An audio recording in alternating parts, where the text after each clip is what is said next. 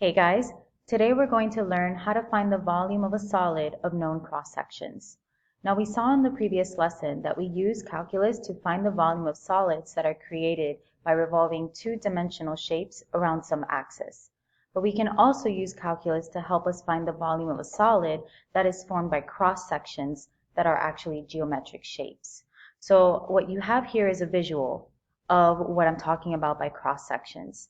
We have this function here that is curving downward, that would be f of x, and then this function here that's curving upward, that's g of x. And we have a solid that is formed inside of those two functions that are formed by squares. So what we see here is that one of these cross sections, one of these 2D shapes, is our square. One of those side lengths, which would be this side right here, would be f of x minus g of x, since f of x is the upper function and g of x is the lower function. So we know that in order to find the volume of a solid, we would integrate area. So we would need to find an expression that represents the area of that square. Now we know that area of any quadrilateral is the base times the height. If the base is f of x minus g of x, for a square, the height would be the same, since all sides here are congruent or equal. So the area would be f of x minus g of x times itself, f of x minus g of x, because that's the base and that's the height. So area would equal to f of x minus g of x squared. Now, in order to find the volume of this cross-section, it would be the integral from A to B, where A is the point of intersection, and B here would be the other point of intersection. So it would be the volume is equal to the integral from A to B of the area, which is f of x minus g of x squared, and then of course the dx. So before we get into some actual problems, we're going to go through all of the different types of shapes that you may see and how to find the volume of those shapes as cross-sections. So now we're going to look at when the cross-section is an isosceles right triangle. So here we have, again, f of x and g of x. F of x will be the upper function, g of x is the lower function. We have the isosceles triangle, so this is your base here, which is why here the base is labeled as f of x minus g of x. And since it is isosceles, that means that the base is going to equal to the height, which is why you have those markings. Now, in order to write the expression of the area of that particular triangle, remember that area is half of base times height. So area is going to equal to 1/2 times the base, which is f of x minus g of x, times the height, which is the same, so squared. So this would be the expression that we would use to represent the area of one of those triangles. So if we wanted to write the volume, if we wanted to find the volume, it would be volume would equal to the integral from a to b, remembering that a and b are those points of intersection, of 1/2 times f of x minus g of x squared dx. And remember with integrals, if you have a coefficient in front of your function that's being multiplied, we can just move it to the outside. So volume would equal to 1/2 times the integral from a to b of f of x minus g of x squared dx. Now let's look at when the cross-section are equilateral triangles, so not isosceles. Now they're equal.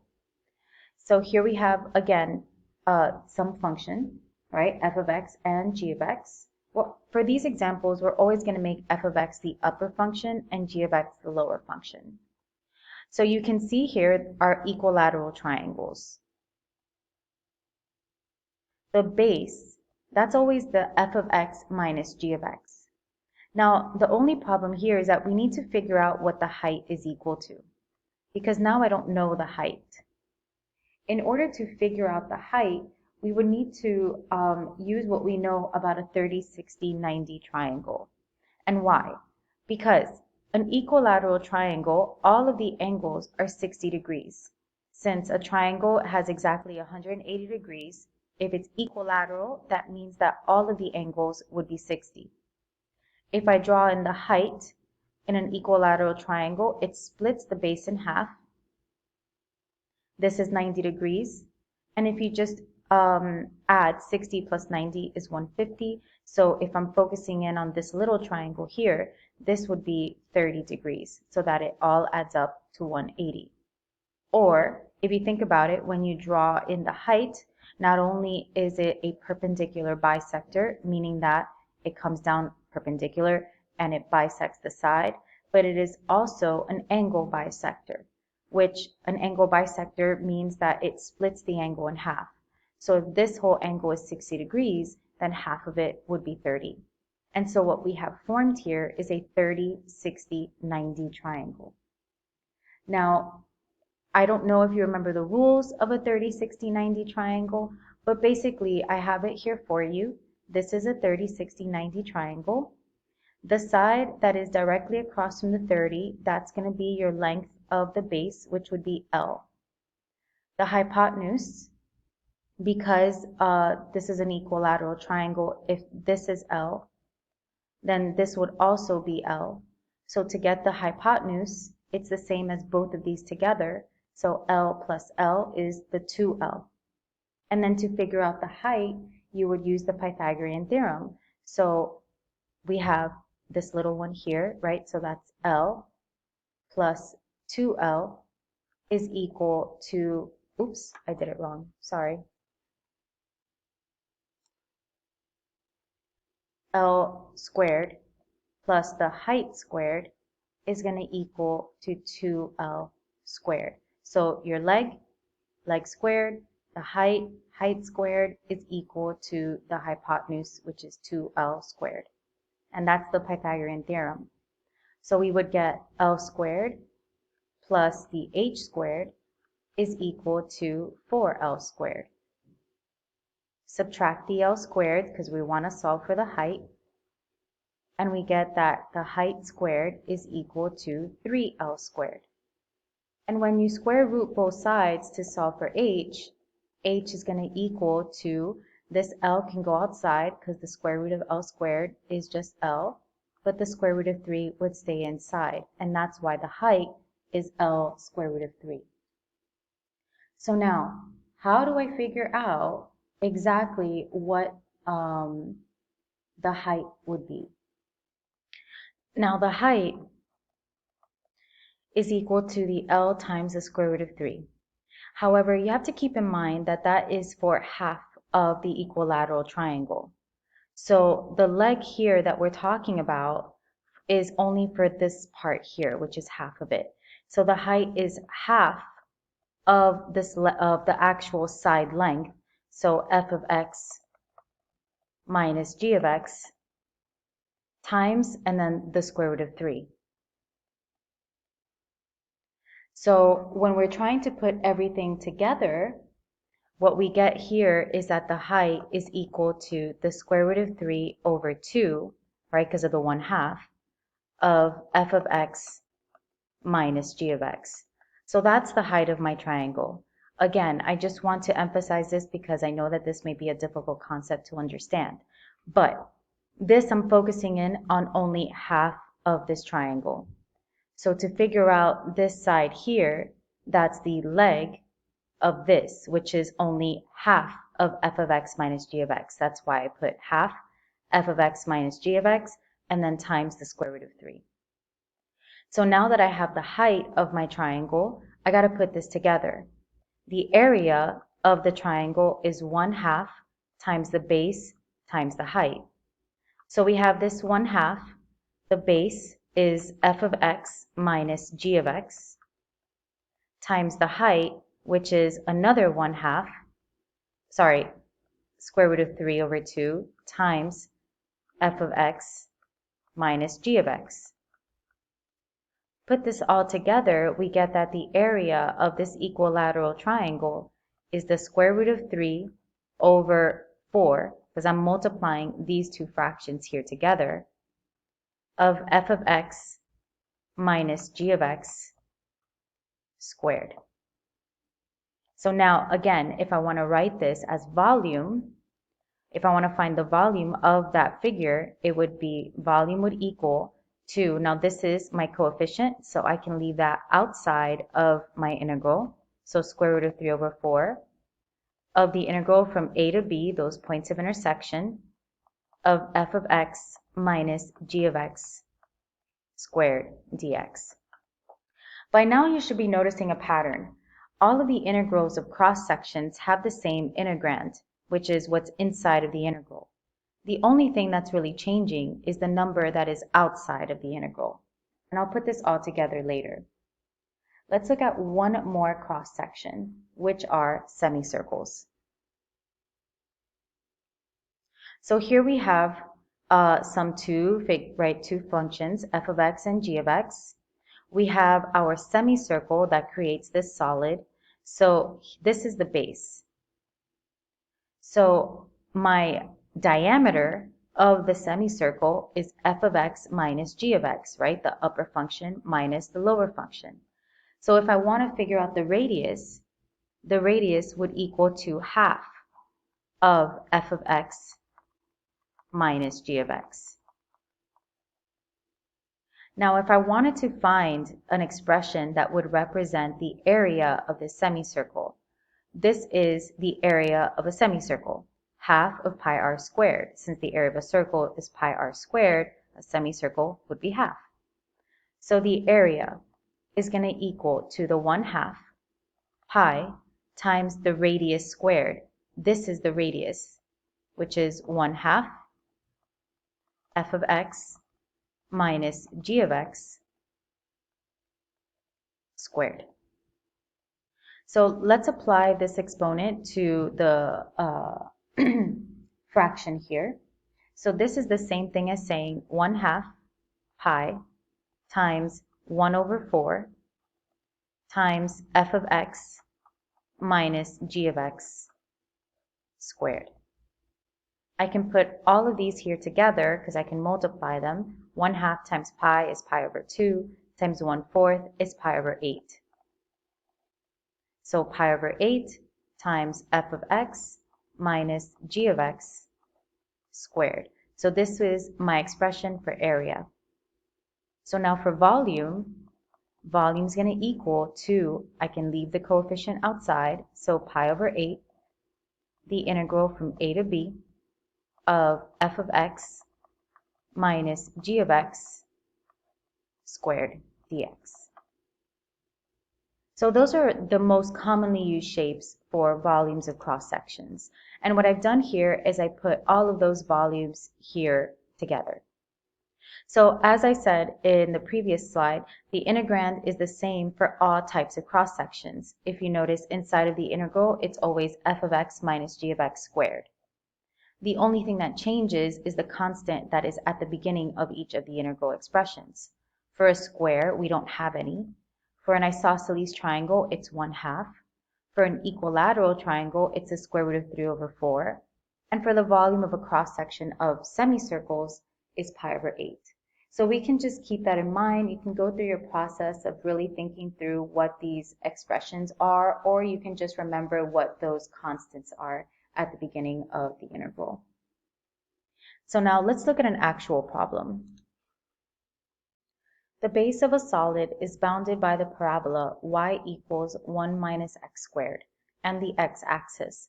Find the volume of the solid if the cross sections are equilateral triangles perpendicular to the x-axis.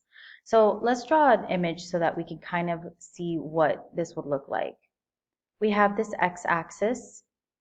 If the parabola is 1 minus x squared, that means that the parabola is facing down since there's a negative in front of the x squared. And 1 means that it was shifted up 1. So basically, it's just going to look something like this. And our cross sections are equilateral triangles, so it would come down like that, perpendicular to the x-axis. So you kind of have to visualize what that would look like. More or less something like this, but obviously with more triangles. So if I want to figure out the volume, the first thing that I need to do is figure out my bounds for my integral, meaning those limits of integration.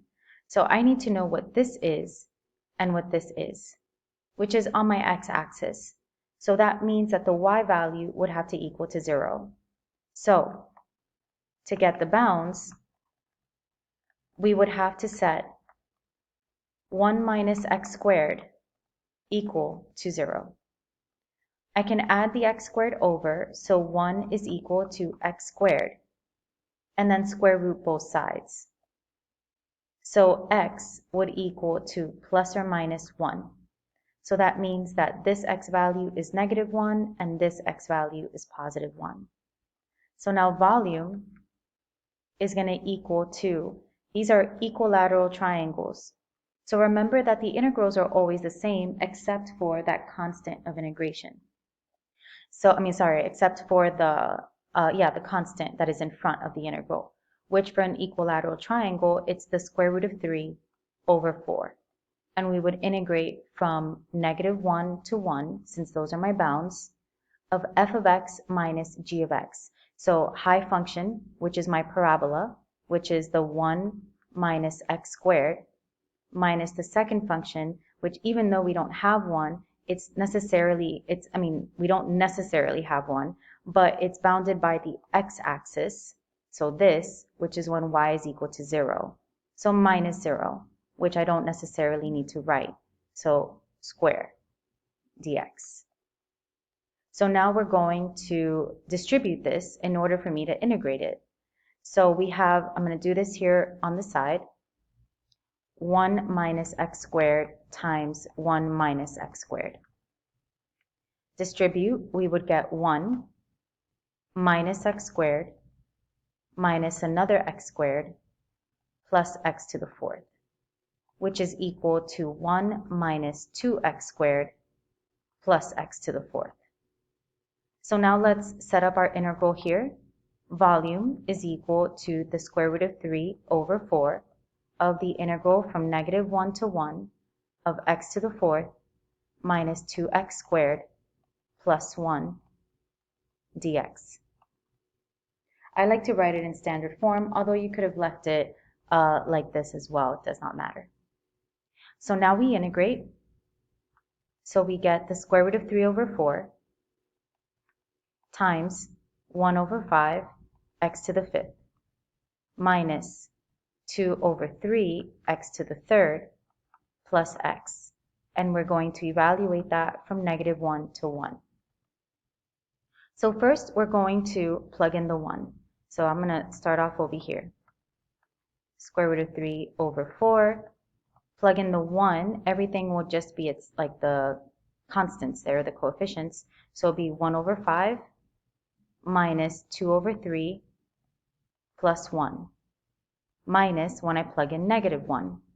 Negative 1 to the 5th would remain negative times 1/5 is negative 1 over 5 minus 2/3 times negative 1 to the 3rd. Negative 1 to the 3rd is negative 1. And negative 1 times negative 2 over 3 would make it positive 2 over 3 minus 1. So now here I have all of these different fractions, so I'm just going to distribute this negative so I can combine all of those with the same denominator. So this is equal to the square root of 3 over 4 times 1 over 5 minus 2 over 3 plus 1 plus 1 over 5 minus 2 over 3 plus 1. I can combine all of the fractions with the same denominator, so I get square root of 3 over 4 times 2 over 5 minus 4 over 3 plus 2. Now I'm going to need to find a common denominator. My common denominator here would be 15. So I would have to multiply this by 3 and this by 3. this by 5, and this by 5. And this one I would have to put over 15 and multiply by 15. So what I would get here is the square root of 3 over 4 times 6 over 15 minus 20 over 15 plus 30 over 15. I can now combine those fractions, so I get the square root of 3 over 4 times 6 minus 20 is negative 14 plus 30 is 16 over 15. Now when I multiply this, what I end up with is 16 square root of 3 over 4 times 15. I can simplify this 16 and this 4 to 4. So my final answer would be 4 square root of 3 over 15, which cannot be simplified anymore. So that would be my final answer. Let's try a couple more.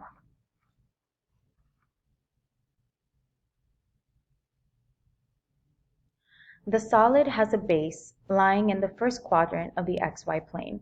So I'm going to start off by drawing in my first quadrant. Bounded by the lines y is equal to x. So this is y is equal to x is this diagonal. X is equal to 1. And y is equal to 0, which is the x-axis. Every planar section perpendicular to the x-axis is a semicircle. So what they're talking about is this section in here. Since they tell you that it's bounded by the line, and this, so it's a section where all of those lines intersect, or the section within it. So these here are my semicircles. Find the volume. So now volume we know for a semicircle, the coefficient on the outside of the integral is pi over 8. So the integral of, now my bounds, this is, if it's perpendicular to the x-axis, your bounds will be x's. It starts at 0 and it goes to 1. And then for the actual inside, remember that's always f of x minus g of x. The high function, which this is y is equal to x, minus the low function, which is just 0. So we do x minus 0, so I don't need to write the 0, so it would just be x squared dx, because remember that f of x minus g of x is always squared. So this is my integral that represents this volume. So this is a fairly easy integral to evaluate because it's just one term. So this is pi over 8. And then the integral of x squared is x to the third over 3. And we're going to evaluate that from 0 to 1. So we plug in the 1 and we get pi over 8 times 1/3. Minus when I plug in 0, which is just 0. So we get pi over 8 times 1/3, which is equal to pi over 24. And this would be our final answer. Now for this next one. This one may be a little bit different, so let's read it together. The base of a solid is bounded by the graphs y is equal to the square root of x, x equals 9, and y is equal to 0. So let's draw this out. So if the function is y is equal to x, that's going to be in the first quadrant. Since the square root of x looks like this curve here, like that. X is equal to 9, we'll say that this is 9. And y is equal to 0, which is down here. Find the volume of the solid if the cross sections perpendicular to the x-axis are rectangles. So here's my rectangles. So it's going to look something like that. If you continue drawing it out. Now we didn't necessarily write an equation for the volume of a rectangle, but we do know that the area of a rectangle is the base times the height. Now the base of the rectangle would be the square root of x minus 0. So far we have the square root of x. Now what it tells you here is that the height is twice the length of the base. So that means that the height is 2 times the square root of x. So that means that the area of the rectangle is 2 times the square root of x and the square root of x, which is just x. So now we are ready to, since I figured out an equation for the area, I'm ready to find the volume. The volume would be the integral from 0 to 9. Now for rectangles or squares, there is no constant outside of the integral, so it's a little bit easier to work out. So this would just be from 0 to 9 of 2x dx. This one is not squared, because what I did here was I already found the area of the rectangle and I am directly integrating the area of that. See, here we did square it because for a semicircle, it's the radius squared. For the other ones, the base and the height, it's the function, like they usually have the same lengths, so when you multiply them, that's why it's squared. But essentially, whenever you're finding the volume of any solid of cross sections, you just integrate the area. So this is it. So now we integrate the integral of 2x, which is 2x squared over 2, and we evaluate that from 0 to 9. So that's just x squared integrated from 0 to 9. So now I plug in the 9 and I get 81 minus 0, which is just 0. So we end up with 81 as my final answer. Now we're going to look at one more example, but this one is different because our cross sections are now going to be perpendicular to the y-axis versus being perpendicular to the x-axis. So here we go. The base of a solid is bounded by the graphs of y equals 4 over 3 x minus 3, x is equal to 0, and y is equal to 0. Find the volume of the solid if the cross sections perpendicular to the y-axis are semicircles. So let's draw a picture so you can kind of understand what's going on here. So we have our axis. Now this time I did include the negative y-axis because of my function. My function is 4 over 3 x minus 3. That's linear, meaning that the y-intercept here is negative 3,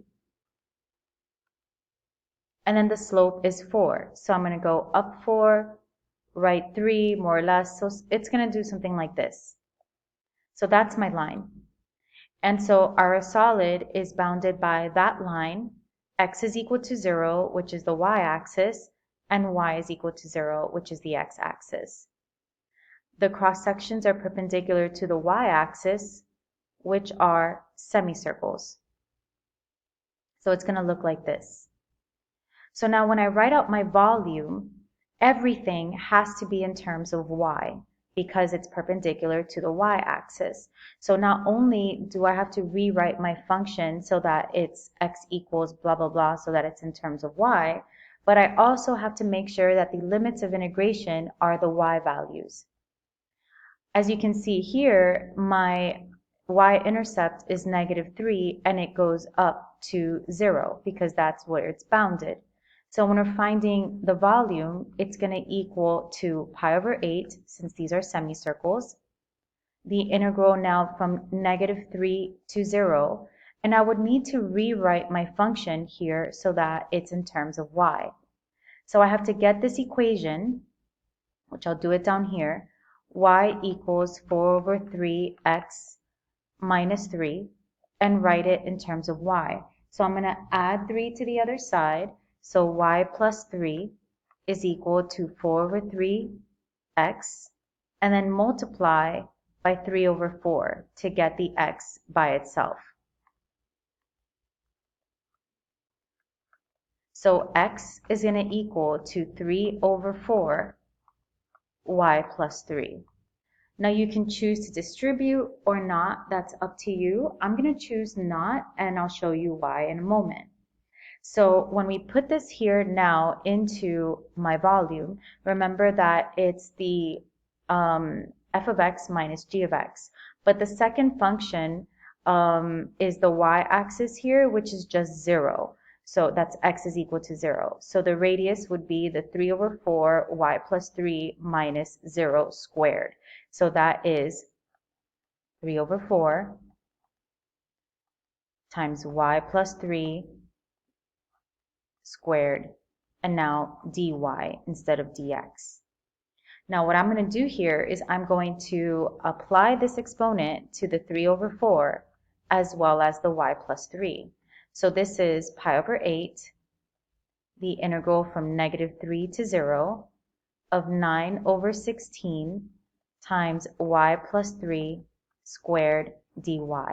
Now the reason I did that is so that I can be able to move this coefficient here over to the outside. So 9 over 18 times pi over 8 is going to equal to 9 pi over 8 times 16, which is 128. And now I integrate from negative 3 to 0, just the y plus 3 squared dy. Now in order to integrate this, I'm going to need to apply this exponent and basically expand that y plus 3 squared. So let's do that.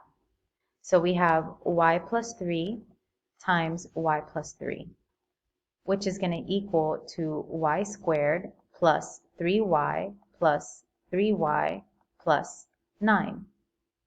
Putting this all together, I can now write my equation for volume, which would be 9 pi over 128 times the integral from negative 3 to 0 of y squared plus 6y plus 9 dy. Now I can go ahead and integrate.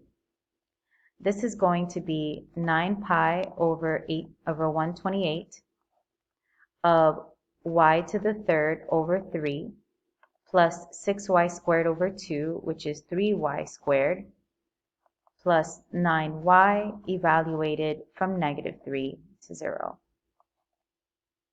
Now if I plug in the 0, everything would just be 0. So we have this 9 pi over 128 times 0 minus when I plug in the negative 3. So I'm going to open another parentheses here and I'm going to plug in negative 3. Negative 3 to the third is negative 27, and negative 27 over 3 is negative 9. Plus negative 3 squared is 9, and 9 times 3 is 27. Plus negative 3 times 9 is negative 27. So these 27s here will cancel. And what I end up with is 9 pi over 128 times 0 minus negative 9, which is just positive 9. And that gives me a final answer of 81 pi over 128.